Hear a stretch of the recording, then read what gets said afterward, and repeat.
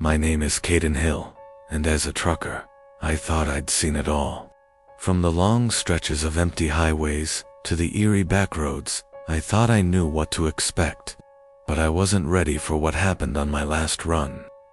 When I drove through checkpoint 27, it all started as a normal delivery. I had a cargo of medical supplies to drop off at a remote facility just outside Salt Lake City. It was an overnight drive, nothing out of the ordinary. The roads were clear, the weather was good, but as I neared the checkpoint, I noticed something strange. There was no sign of life. This checkpoint was notorious for being a security hub, usually bustling with military vehicles and patrols. But there were no cars, no guards, nothing. Just a faded, barely legible sign reading, Checkpoint 27, proceed with caution. I slowed down, checking my watch. It was already late, and the last thing I wanted was to get stuck. But something told me that I needed to stop. I pulled over and climbed out, the night air biting at my skin. That's when I saw them.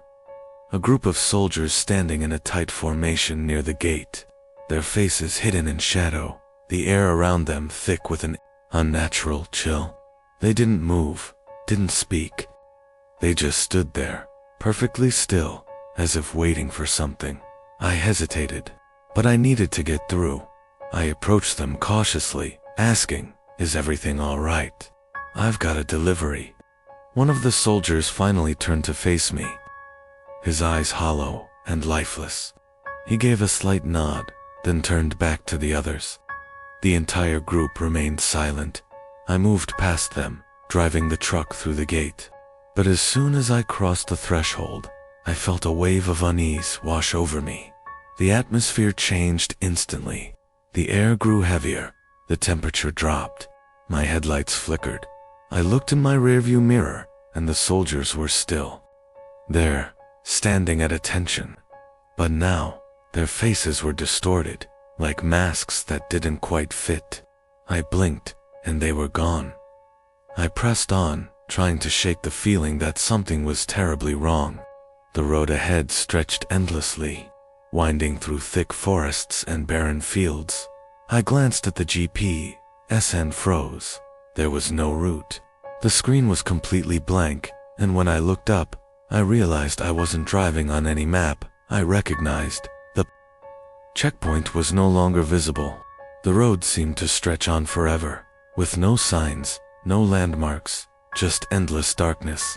I didn't stop, didn't even think. I floored the gas pedal, trying to escape whatever this place was. But no matter how fast I went, the road kept going. Finally, I saw another checkpoint ahead, a much older, more dilapidated version of the first one. I could barely make out the sign, Checkpoint 28. I pulled up to it, desperate for any kind of answer. A man stepped out from the shadows. He was older, his face weathered and worn, and his eyes glinted with something like sadness. "You shouldn't have come here," he said quietly, his voice rough, like it hadn't been used in years. "What is this place?" I demanded. "Where am I?" The man didn't answer. He just pointed to the road behind me. I turned, and the checkpoint was gone. The road was empty, as if it had never existed. I don't know how I got out of there, but I eventually found my way back to a normal highway.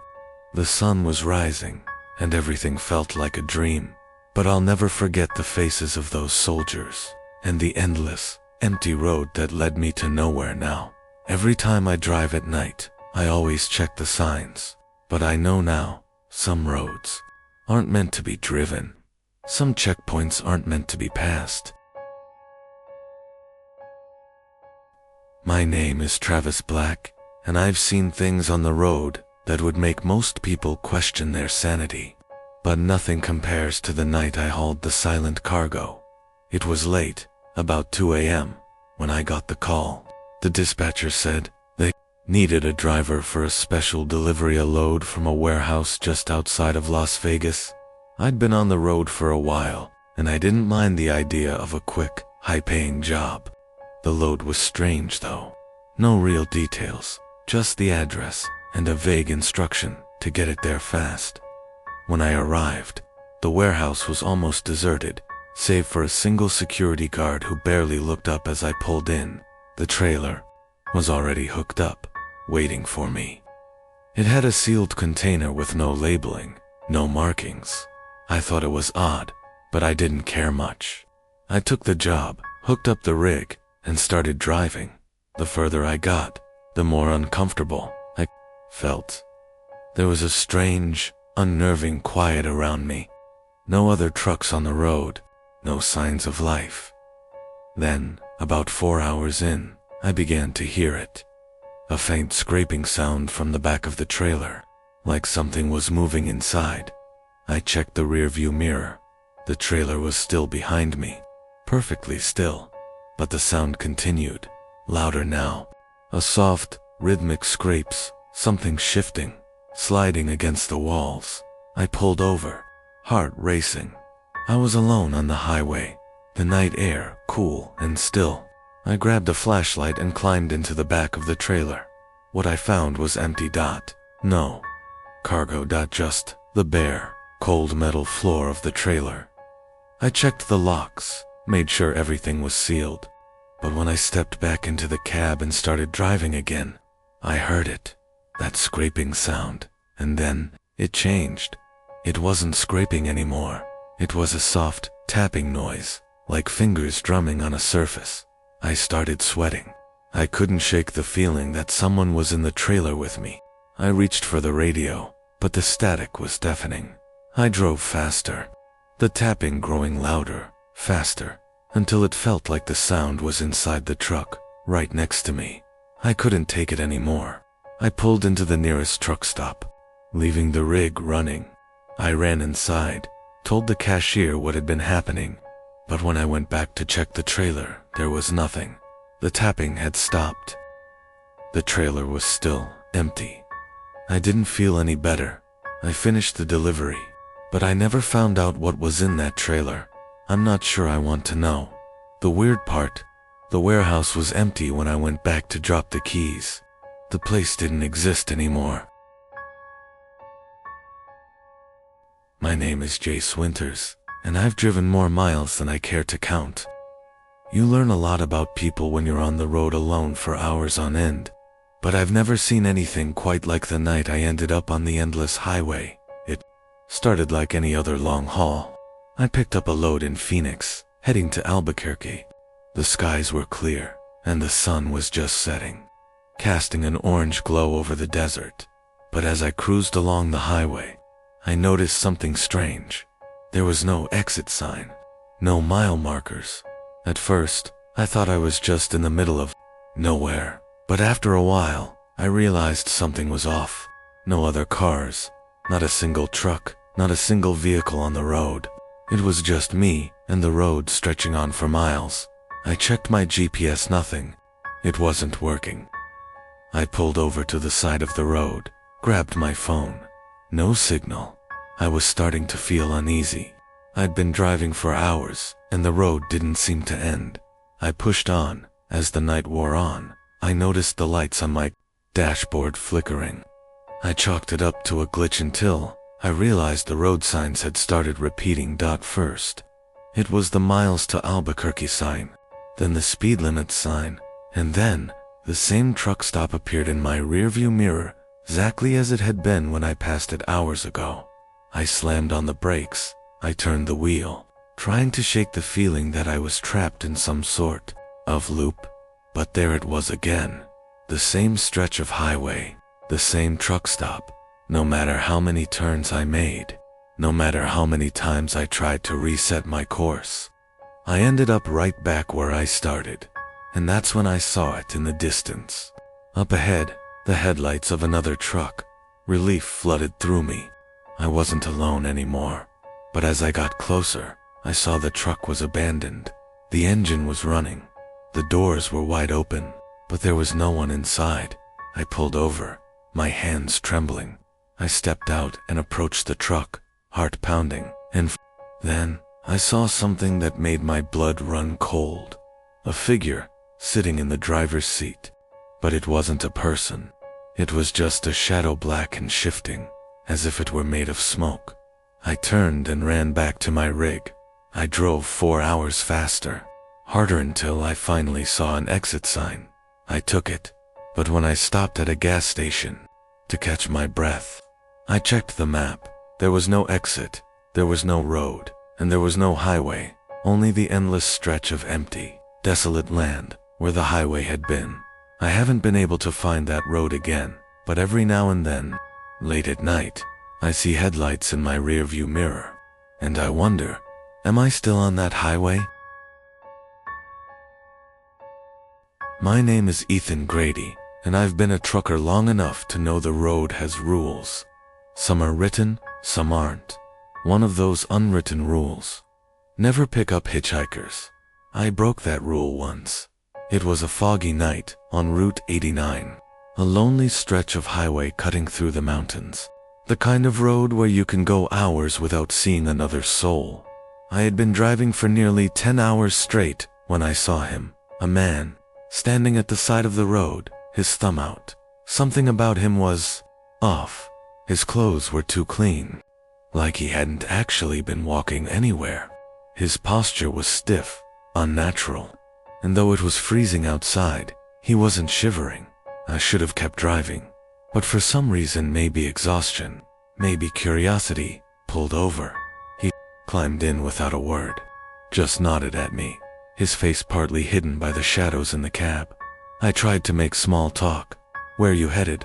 No answer. I glanced at him. His face was expressionless, his eyes locked on the road ahead. "You got a name?" Silence. I felt a chill crawl up my spine. The air inside the truck had turned ice cold. Then, finally, he spoke. "You should drive faster." His voice was low, almost a whisper. A deep, gut-level fear twisted inside me. I pressed the gas. The CB radio crackled. A voice, an unfamiliar trucker, came through. "You need to pull over. Right now." I glanced at my mirrors, and that's when I saw it. The reflection. The man wasn't sitting in the passenger seat. He was in the back of the cab, grinning. I slammed on the brakes. The truck skidded to a stop, my heart pounding. When I turned, the seat was empty. The door hadn't opened. There were no footprints outside, but the radio crackled again. "You saw him, didn't you?" I swallowed hard. Who the hell was that? A long pause. "Then they call him the wrong passenger. He only shows up on foggy nights, and if you don't get rid of him fast enough, ... The voice trailed off. I didn't ask what happened if you didn't get rid of him fast enough. I never take Route 89 anymore, and I never stopped for hit. My name is Logan Tate, and I've been a trucker for over a decade. I've driven through all kinds of weather, across every kind of road, but nothing has ever shaken me like the night I hauled a load that didn't exist. It was a midnight run, one of those last-minute jobs that paid well if you didn't ask too many questions. The dispatcher gave me a pickup location, an old, nearly abandoned warehouse outside of Tucson. No paperwork, no questions. Just load up and drive. When I got there, the place was silent. No workers, no forklifts, just a single trailer, sitting in the dark. The bill of lading was blank. I hesitated but hooked it up anyway. Money was money. As soon as I pulled onto the highway, something felt wrong. The truck was heavy, way heavier than it should have been. My rig groaned under the weight, and I could feel the strain in the steering. I flipped on the CB radio to keep myself awake, but all I got was static. Then, about an hour in, the trailer shifted hard, like something inside moved. I checked my mirrors. The trailer doors were latched shut, but then, bang, a massive thud from the cargo hold, like something big slammed against the walls. My pulse skyrocketed. I pulled over, grabbed my flashlight, and stepped out into the cold, desert air. The trailer looked normal, no signs of damage. Then I noticed something. The air was dead silent. No wind, no crickets, not even the hum of the truck's engine, just Silence. I reached for the lock and the trailer door burst outward, as if something inside had just kicked it from within. I stumbled back, heart hammering. But the doors were still locked. I was losing it. I climbed back into the cab and took off, deciding I'd just dump the load at the first truck stop and call it quits. That's when my GPS started glitching. The screen flickered, the map spinning wildly before settling on something impossible, a road that didn't exist, and the ETA 0 o'clock. I slammed the brakes. My headlights illuminated something in the road ahead. A truck, or what was left of one, burned out, rusted, and destroyed, like it had been sitting there for decades. And yet, it was the same model as mine, same markings, same trailer. Then my CB crackled to life. A voice, distorted and barely audible, whispered, "Turn back." I floored it, in reverse, my mind screaming at me to wake up from whatever nightmare this was. And then silence again. The wreck was gone. The GPS was normal. The trailer felt light, as if whatever had been inside had just vanished. I made it to the next stop and ditched that load, left the trailer in the lot, and never looked back. When I told the dispatcher, he just looked at me funny. "We never gave you that job, Logan," he said. "I quit trucking for a year after that, but sometimes, late at night, I hear something knocking from inside my new trailer." My name is Tommy Briggs, and I've been a truck driver for nearly 20 years. I've seen all kinds of strange things on the road, but nothing like what happened to me last winter on Highway 6. It was a bitterly cold night, and the roads were nearly empty. I had a long haul ahead of me, hauling lumber up to a construction site in Idaho. The sky was pitch black, and the only sounds were the hum of my engine and the occasional crackle of my CB radio. Around 2 a.m., I reached a stretch of road known as Dead Man's Curve, a sharp bend carved into the side of a steep ravine. Every trucker knew about it. It had claimed more than a few lives over the years. As I slowed down to navigate the turn, I saw something ahead, a truck overturned in the ditch. Its trailer was half crushed, its cab twisted like a broken toy.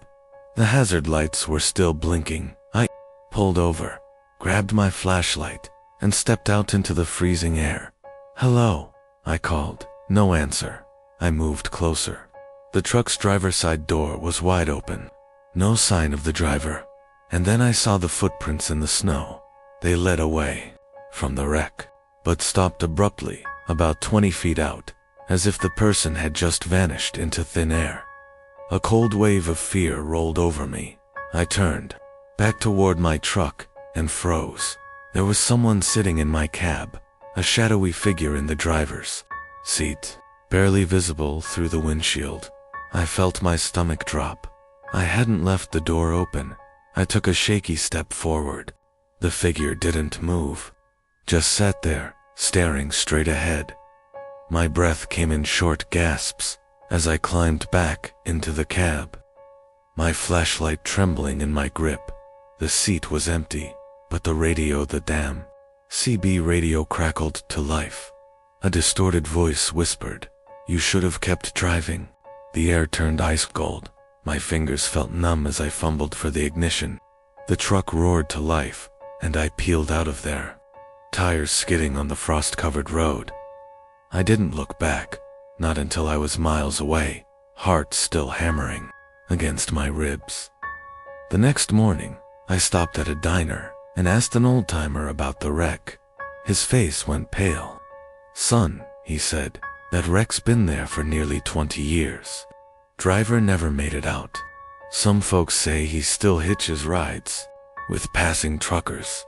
I don't take Dead Man's Curve anymore, and if you ever drive that way at night, keep going."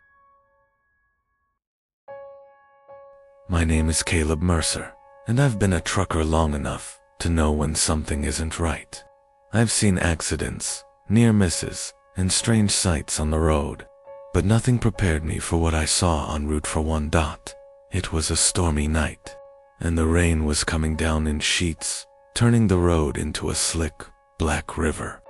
My wipers struggled to keep up as I navigated through the darkness. I was alone on the highway, just me, my rig, and the sound of the rain hammering against my windshield. Then, in the glow of my headlights, I saw her, a woman, standing at the edge of the road. She was soaking wet, her long dark hair plastered to her face. She wore a white dress that clung to her thin frame, and she was barefoot, her pale feet sinking into the mud. I slowed down, my heart pounding. She raised her hand in a weak wave, eyes wide and desperate. I hesitated. I never pick up hitchhikers, not in the middle of the night during a storm. But something about her. She looked helpless. I pulled over. She moved slowly, almost reluctantly, as she climbed into the passenger seat. Her skin was freezing cold, and the air inside the cab suddenly felt damp, like the storm had followed her in. I tried to keep my voice steady. "Where you headed?" She didn't answer at first, just stared straight ahead, water dripping from her dress onto the seat. Then, barely above a whisper, she said, "I just want to go home." A chill ran down my spine. "Where's home?" I asked. She turned her head slowly, finally looking at me. Her eyes were completely black. I slammed on the brakes. She didn't react, just kept staring at me with those empty, bottomless pits where her eyes should have been. And then she smiled, a wide, unnatural grin that stretched her face in a way that wasn't human. I blinked, and she was gone. The seat was dry, no water, no footprints, just emptiness. My hands were shaking as I checked my mirrors. Nothing, just the rain pounding against the asphalt. I floored it, driving faster than I ever had before. The next morning, at a truck stop, I told an old-timer about the woman. His face turned pale. "You saw her," he whispered. "Who?" I asked. He swallowed hard. "They call her the drowned woman. Died in a wreck on Route 41 years ago. Every time someone stops for her," he hesitated, "they say she comes back with them.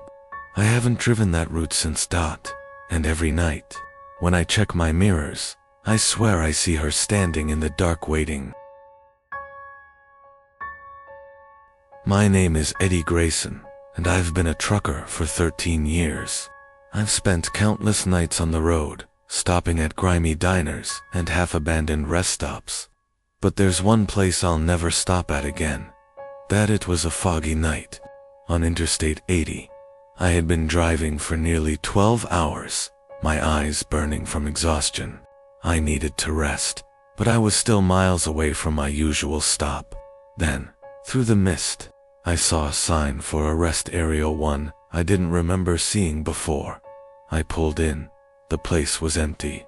No cars, no other trucks, just a few dim streetlights, flickering against the thick fog. The restroom building stood a few yards away, its doors slightly ajar. I decided to use the facilities before catching a few hours of sleep. As I stepped inside, a chill ran through me. The air was stale and damp, carrying the faint smell of mildew and something metallic. The fluorescent lights buzzed overhead, casting a sickly yellow glow. I chose the first stall and locked the door. That's when I heard it. Footsteps, slow, deliberate, coming from the far end of the restroom. I froze, barely breathing. The sound stopped just outside my stall. I glanced down. No feet, no shadow, nothing. The silence was suffocating. Then, from the other side of the door, a whisper. "Why did you stop here?" My blood turned to ice. I didn't answer. I didn't move. The stall door rattled violently, shaking on its hinges. I jumped back, my heart slamming against my ribs. And then silence. I hesitated before slowly unlocking the door. The restroom was empty, but something felt wrong. The air was heavier, like the walls were pressing in. I turned to leave, and froze. The mirror was covered in handprints. Dozens of them, smeared and distorted, as if people had been pushing against the glass from the inside. A low scraping sound echoed from one of the stalls at the far end. I didn't stick around to see what it was. I bolted out the door, nearly tripping over my own feet. When I reached my truck, I locked the doors, heart pounding. I checked my phone. No signal. I turned the ignition, ready to get the hell out of there, but my headlights illuminated something. In the fog, a figure stood at the edge of the rest stop, barely visible in the mist. Too tall, too thin, watching. I didn't wait to see what it was.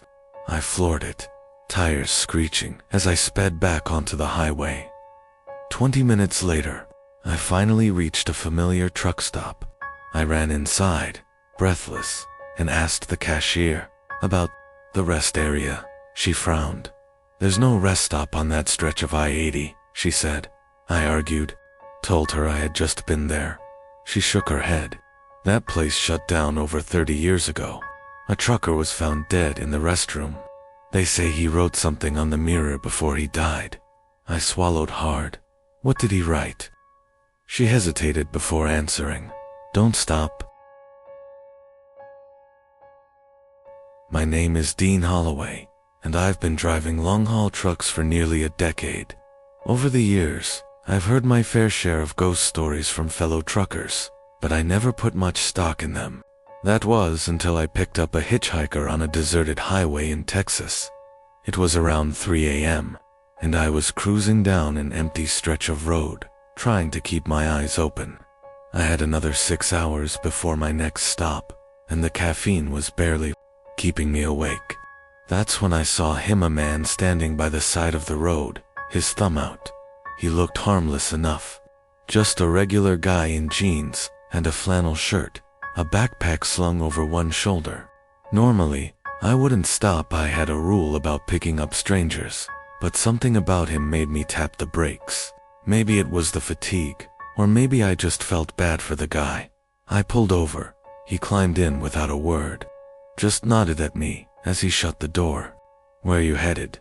I asked, keeping my eyes on the road. "North," he said. His voice was low, almost mechanical. "Well, I'm going up to Amarillo. That work for you?" He didn't respond right away. Then, after a long pause, he nodded. Something felt off. I couldn't put my finger on it, but I could feel the hairs on the back of my neck standing up. I glanced at him out of the corner of my eye. He was completely still, staring straight ahead. That's when I noticed his hands. They weren't normal. His fingers were too long, the knuckles bending at unnatural angles, and his skin pale, almost translucent under the dim cab light. My stomach twisted.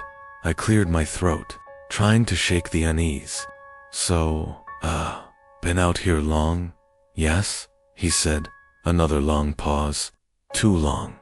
I tightened my grip on the wheel. The road stretched endlessly ahead, and suddenly, I regretted picking him up. Then he spoke again. "You shouldn't have stopped." My foot pressed instinctively on the gas. I swallowed hard. "What do you mean?" He finally turned to face me. And that's when I saw his eyes, or rather, the empty sockets where his eyes should have been. My breath caught in my throat. The truck lurched as I yanked the wheel. The rig veered dangerously, tires screeching against the asphalt, and then he was gone. The passenger seat was empty. I slammed the brakes, my chest heaving, hands trembling. My headlights illuminated nothing but the road ahead. For a long moment, I just sat there, trying to make sense of what had just happened. Then, slowly, I reached for the passenger side door handle. It was still locked, but the seatbelt was buckled as if someone had just been sitting there. I didn't stop again until I reached Amarillo. The next morning, I mentioned the hitchhiker to a few old-timers at a truck stop. They exchanged uneasy glances before one of them finally spoke. "Son," he said, his voice gravelly, "you just met the Hollow Man.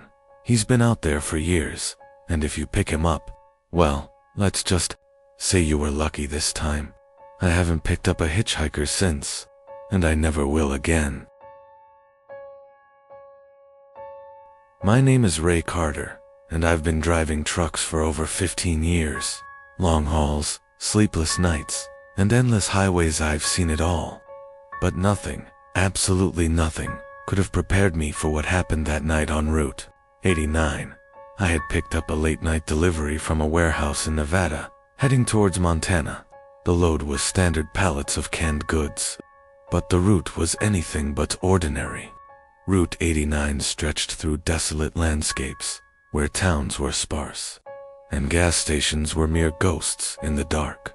Around 2:30 a.m., the road was empty except for me and the occasional roadkill illuminated by my high beams. I was making good time when I noticed something strange, a figure standing by the side of the road. At first I thought it was a hitchhiker. The figure was tall and thin, dressed in dark clothing, and wore a wide-brimmed hat that obscured its face. As I passed, my headlights briefly lit its face, or what should have been a face. There was nothing there. No eyes, no mouth, no features at all. Just a smooth, pale surface, like a mannequin left to rot in the desert sun. A chill ran down my spine. My gut told me to keep driving, but my truck's CB radio suddenly crackled to life. "You shouldn't have seen me, Ray." The voice was distorted, like it was coming from a damaged speaker. But I knew I hadn't touched the radio. I slammed on the gas, my heartbeat hammering in my chest. The figure disappeared into the darkness behind me, but something inside me told me I wasn't alone, and I was right. A few miles later, I saw it again, this time standing in the middle of the road. I barely had time to react. Ty jerked the wheel, sending my rig screeching to the side. The trailer nearly jackknifed, but I managed to regain control. Breathing heavily, I checked my mirrors. The figure was now sitting in my passenger seat. I swerved violently, my truck skidding across the asphalt. But when I turned to look, the seat was empty. My hands were shaking, my breath coming in short gasps. And then, the CB radio crackled again. "Keep driving, Ray. You're almost home." I didn't stop. I didn't look back.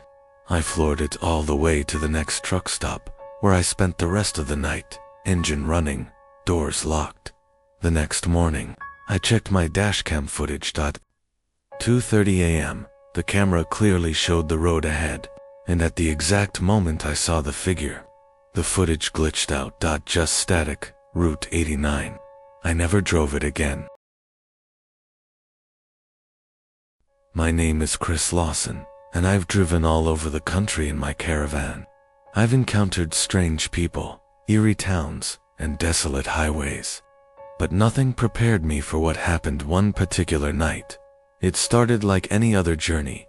I had been driving through a deserted stretch of highway late in the evening, far from the nearest town. The road was long and straight, bordered by endless stretches of desert on both sides. I was tired, but the pull of the road kept me going. I had just finished my last cup of coffee, and was beginning to feel the weight of sleepiness settle in, when I noticed something strange.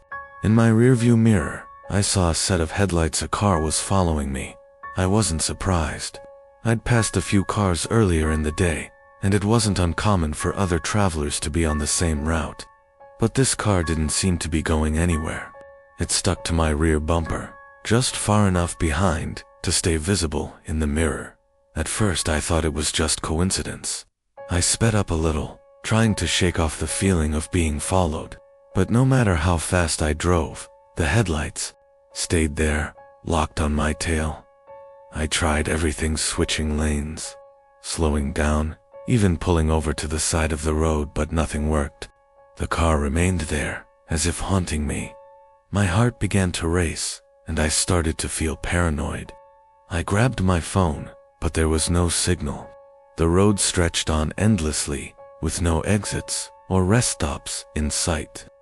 The only sound in my caravan was the hum of the engine and the occasional rattle from the walls. After what felt like hours, I couldn't take it anymore. I decided to pull over again, this time hoping that if I waited long enough, the car would pass. I parked on the side of the road, the headlights still shining in my mirrors. I sat there, staring into the darkness, waiting for the car to go around me. But it didn't. The headlights stayed unmoving. I took a deep breath and opened the door, stepping out onto the empty highway. There was no sound except for the wind. I looked down the road, but the headlights were gone. No car, no lights, just the empty highway stretching into the distance. I walked to the back of my caravan, wondering if I had just imagined it. But when I turned back toward the road, I froze. The headlights were back, but this time, they were right in front of me, illuminating the entire scene. I jumped back into the caravan, slammed the door shut, and locked it. The headlights stayed there for a few moments before slowly fading out. And then, just like that, the road was quiet. The car, or whatever it was, had vanished. I stayed in that spot until sunrise, but I never saw another car that night. To this day, I don't know who or what was following me, but I'll never forget those headlights, glowing bright in my mirror, and the feeling that someone, or something, was right there with me in the darkness. My name is Emily Frost, and I have always been skeptical of the supernatural. I don't believe in ghosts, or spirits, or any of that stuff. But there was one night, alone in my caravan, that made me question everything. It was just me, parked, near a quiet lake, with nothing but the sound of the water lapping at the shore. I had been driving all day and decided to stop for the night. The area was secluded, and there wasn't a soul around.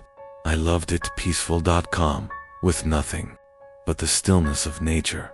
As night fell, I made myself a cup of tea and settled into bed, watching the stars through the skylight. But just as I was about to fall asleep, I heard something knocking. It was soft at first, almost like it was coming from the door. I ignored it, thinking it was just the wind. But then it came again. Knock, knock, knock. This time, I sat up in bed, heart racing. I got out of the covers and walked to the door. I checked the peephole, but saw nothing outside. The moonlight barely illuminated the area around the caravan, but there was no sign of anyone.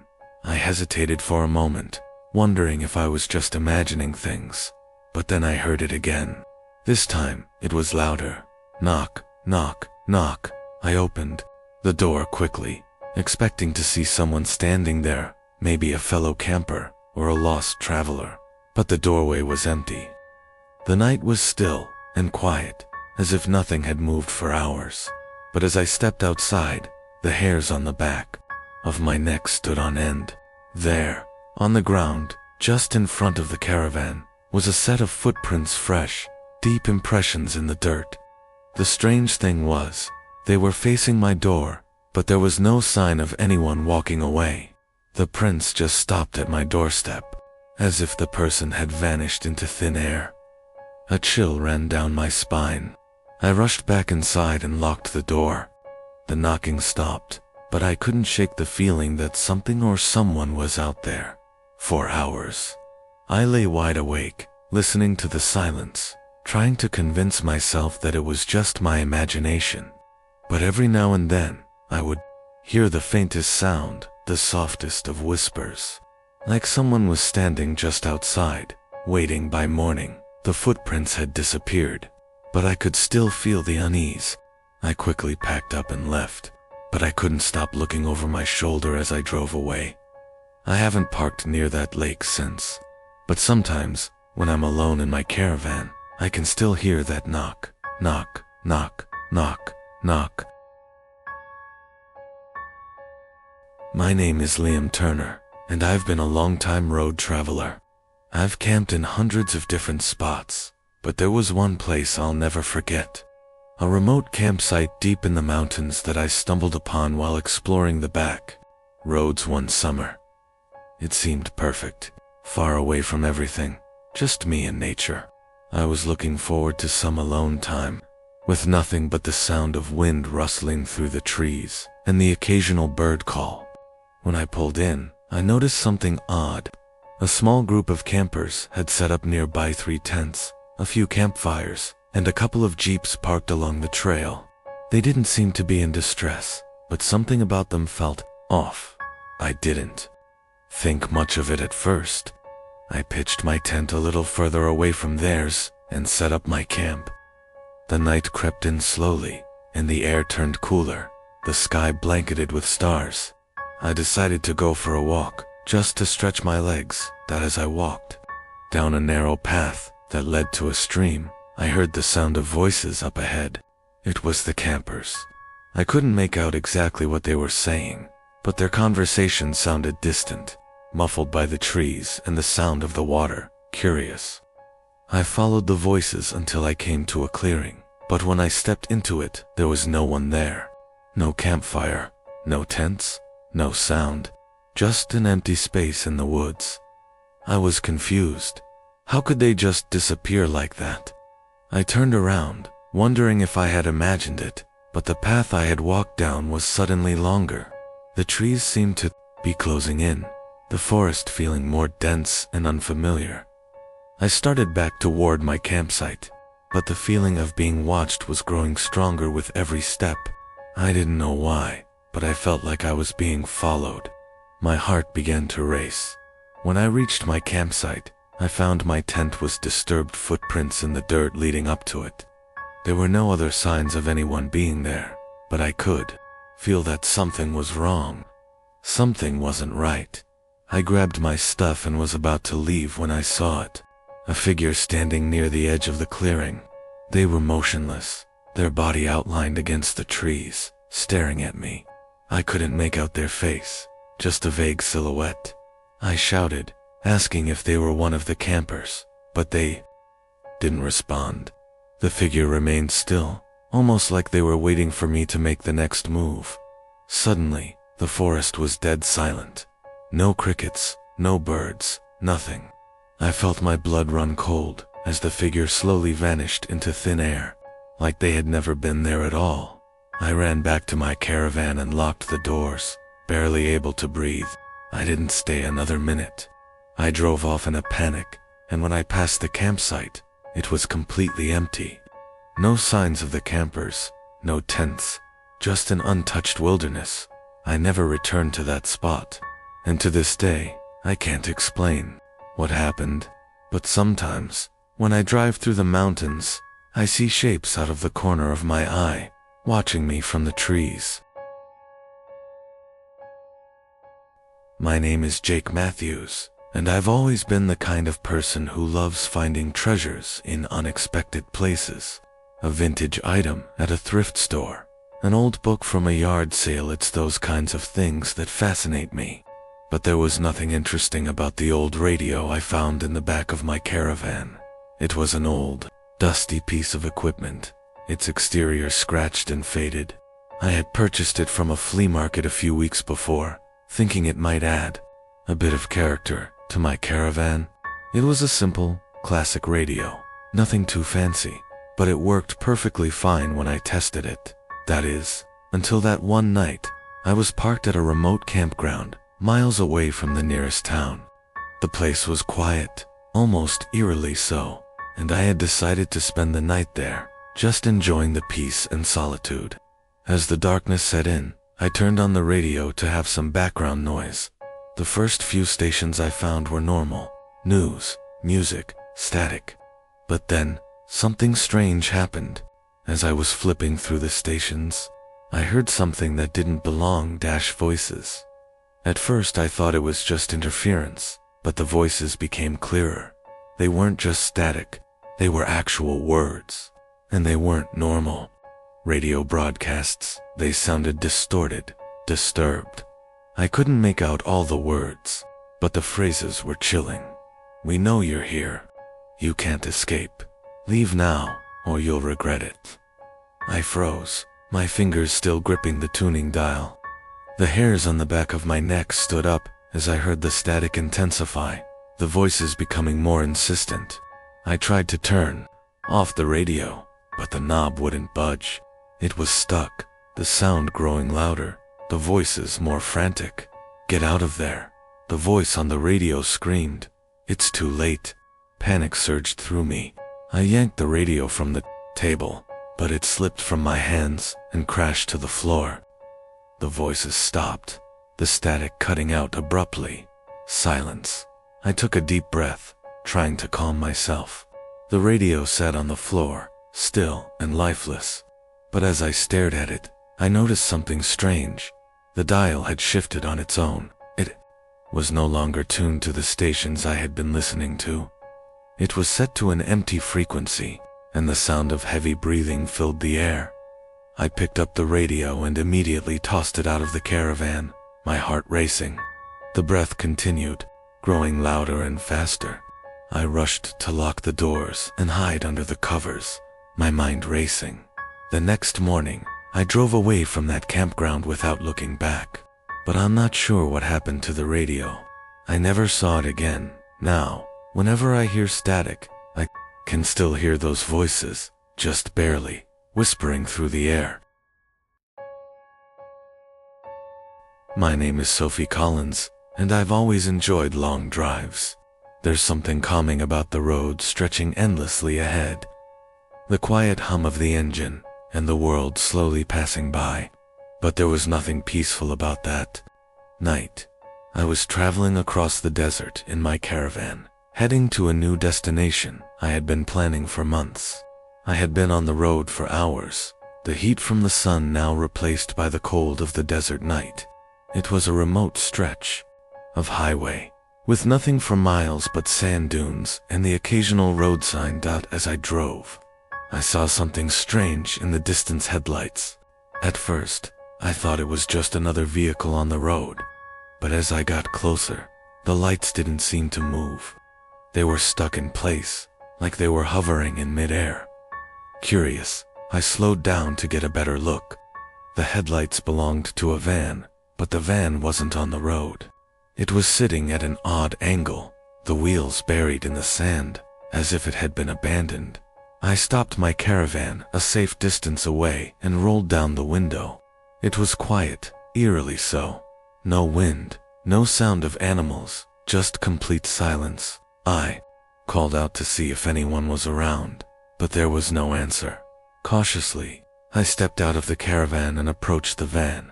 As I got closer, I noticed something odd. The door was slightly ajar, as if someone had left in a hurry. There was a strange smell in the air, like something rotting, but I couldn't quite place it. I hesitated for a moment before deciding to investigate further. I opened the door, and the inside of the van was a complete mess. Clothes were scattered everywhere, and there was a faint, yellowish stain on the floor. But what really caught my eye was the mirror on the dashboard. In the reflection, I saw someone standing behind me. I spun around, but there was no one there. The road was empty, just the endless stretch of desert under the night sky.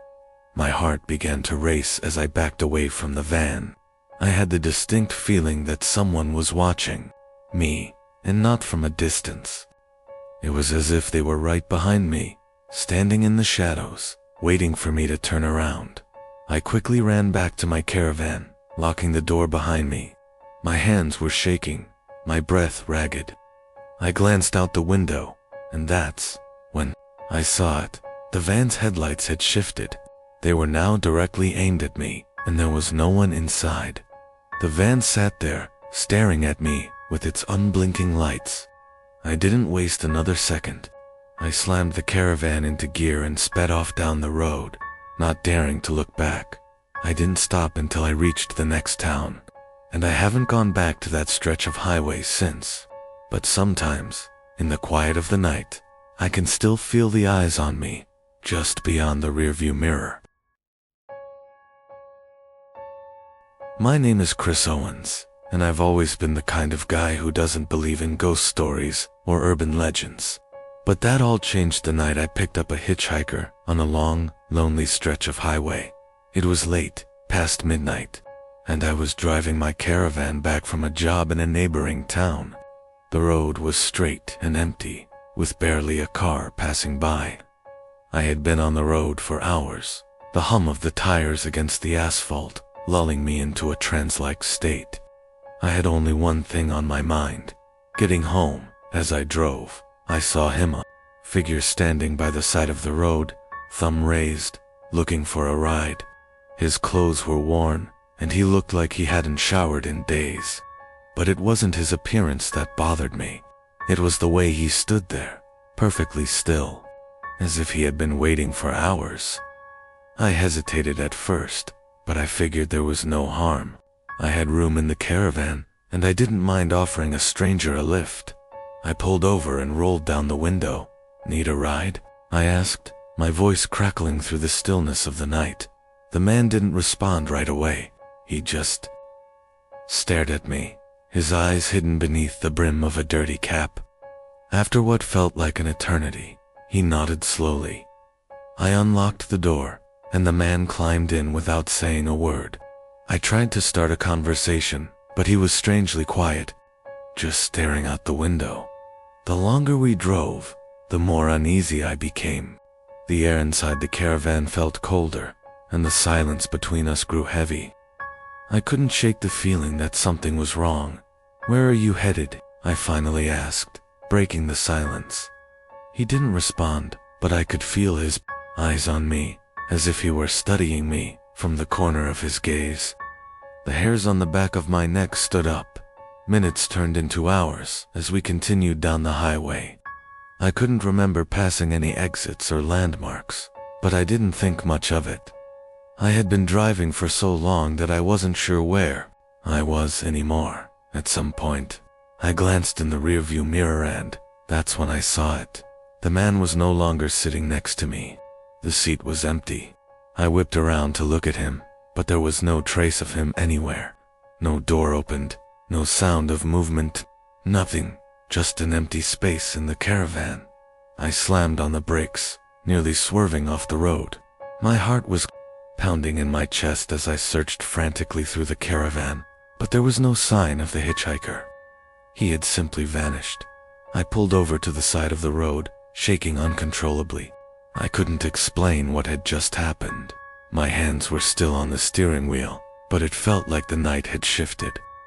The world outside the caravan had become darker, the air colder. It felt as though I was no longer alone. I didn't stick around to find out. I sped back down the road, desperate to get away from whatever had just occurred. When I finally made it home, I didn't tell anyone. I still don't, but I know one thing for sure. I will never pick up another hitchhiker again, and I can still feel his eyes on me, even now. My name is Harper Woods, and I had always loved the freedom of the open road. My old caravan was more than just a place to sleep, was my sanctuary, the one place I felt truly at peace. It was a cheap RV, but it had a certain charm, a sense of comfort that made it feel like home. I had been traveling for weeks, hopping from one campsite to the next, meeting fellow wanderers and exchanging stories. One evening, I arrived at a secluded campground I'd never seen before. The place was off the grid, surrounded by dense trees, hidden from the world. The only sign that marked it was a rusted metal plaque that read, "Whispering Pines Campground." It seemed like the perfect spot to rest. The campsite was eerily quiet, too quiet for my liking, but I wasn't about to drive another mile, so I set up camp. I pitched my tent, made a fire, and spent the evening relaxing by the flames. As night fell, I noticed something strange. There were no other campers around. No one had arrived after me, even though I'd seen other vehicles earlier in the day. It felt like I had the whole place to myself, but for some reason, I couldn't shake the feeling that I was being watched. Around midnight, I decided to take a walk through the woods. The air was cold, the moon casting an eerie glow on the trees. As I wandered further into the forest, I heard the sound of voices. It wasn't clear at first, but soon it became more distinct, high-pitched, almost childlike, and yet unsettling in its intensity. I walked deeper, following the sound. The laughter grew louder, but I could still see no one, just the dark shadows of the trees. And then, I saw it. A small clearing ahead, where several campfires were burning. Strange. Considering I was sure no one else was supposed to be here, I approached cautiously. As I got closer, I could make out the silhouettes of people sitting around the fire. Their faces were obscured by the shadows, but I could hear their conversations.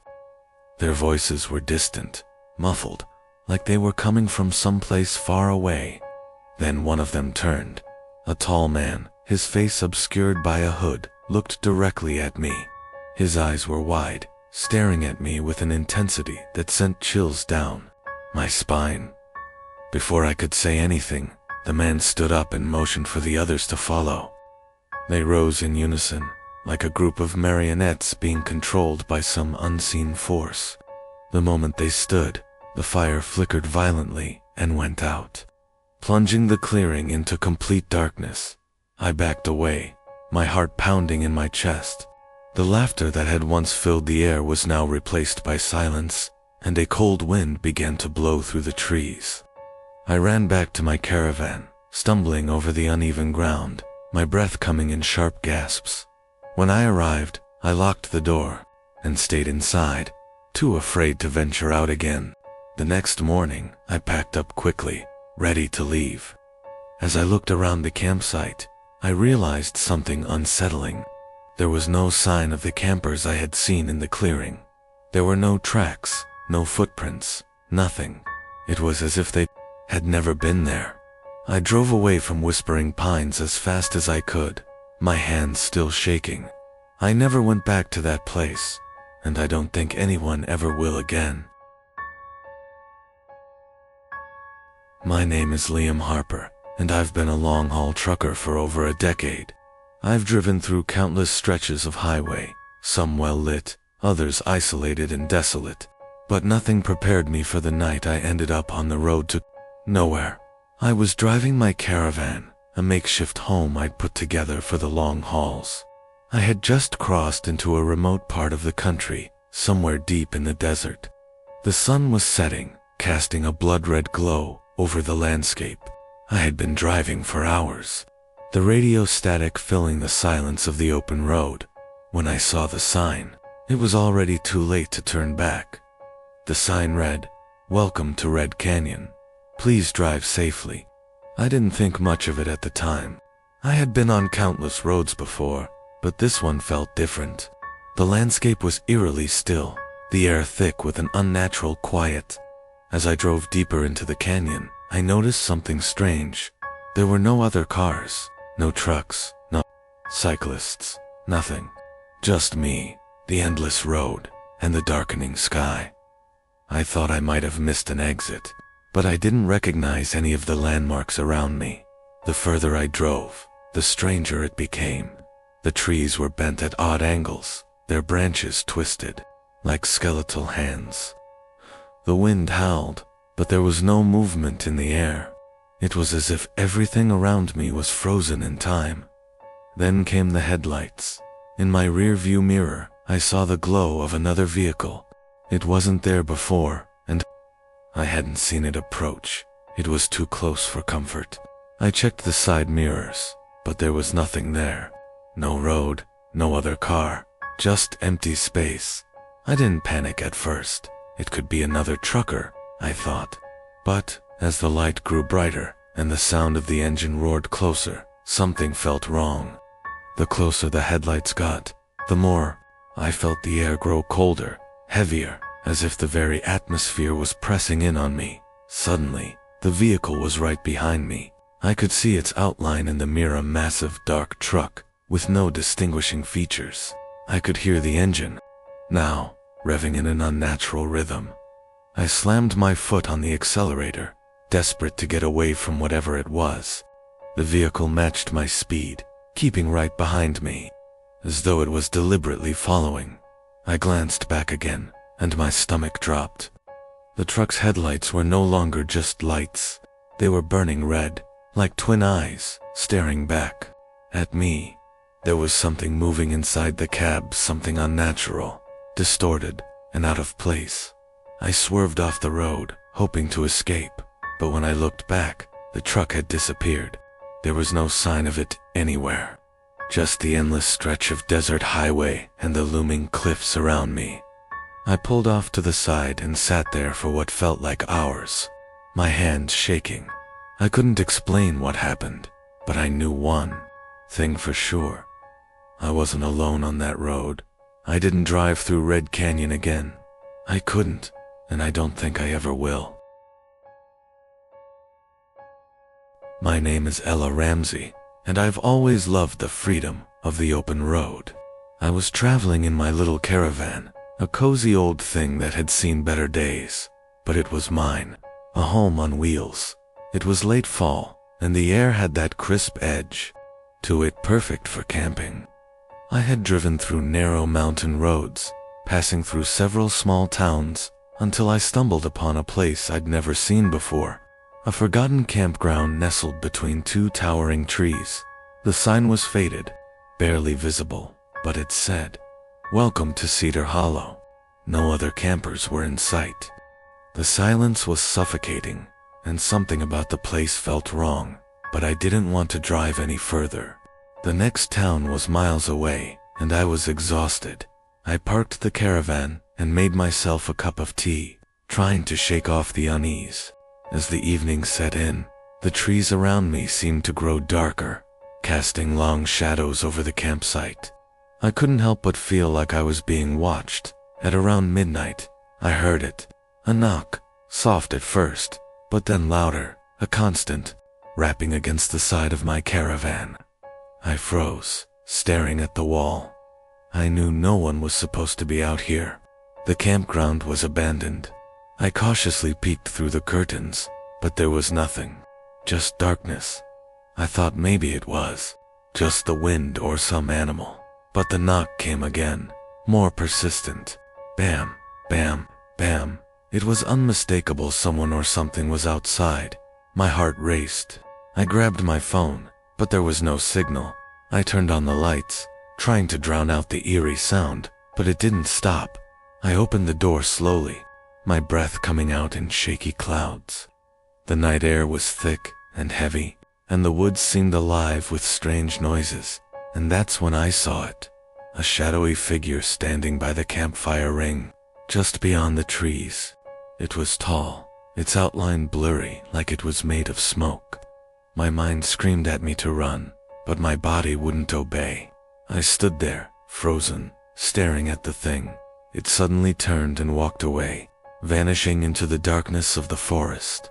I slammed the door shut, my hands shaking as I locked it. I couldn't sleep after that. I spent the rest of the night watching the trees sway in the wind, waiting for morning. When the sun rose, I quickly packed up and left. I never spoke of what happened that night, but I knew one thing for sure. There was something in Cedar Hollow, something that should never have been disturbed, and I'm never going back. My name is Jake Malone, and I've always considered myself a skepticus, especially when it comes to the supernatural. That's why, when I bought my caravan, an old RV that needed more work than I cared to admit, I figured it would be just another adventure, a way to get away from the noise of city life and into nature. I never expected it would become the site of something I couldn't explain. It was a rainy Friday evening when I found myself parked at a rest stop in the middle of nowhere.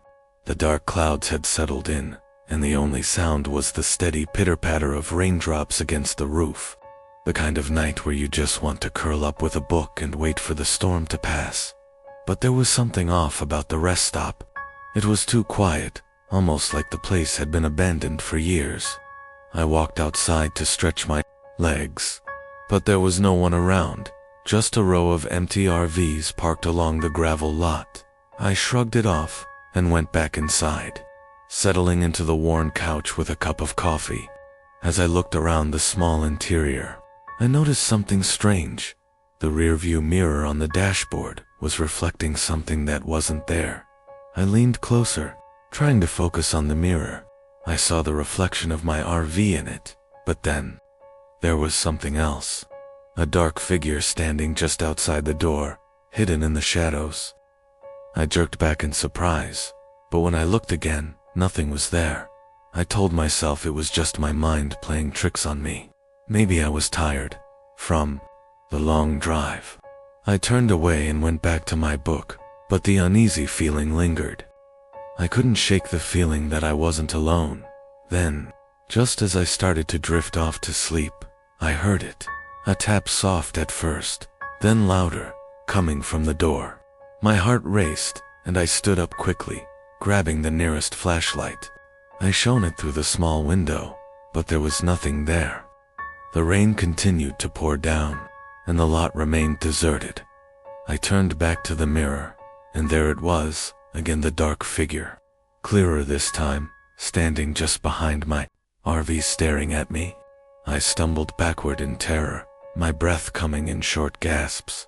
The figure didn't move, but I could feel its presence. It was watching me. I grabbed my keys and bolted out of the RV, but when I looked back, the figure had vanished. There was no one there, only the empty rows of RVs parked in the rain-soaked lot. I never figured out what that figure was, but I couldn't stay another minute. I jumped into my RV and left as fast as I could, not stopping until I found a well-lit gas station miles down the road. To this day, I don't know what I saw that night, but I know one thing. There's something about the mirrors in that RV. Something that shows you things you shouldn't see.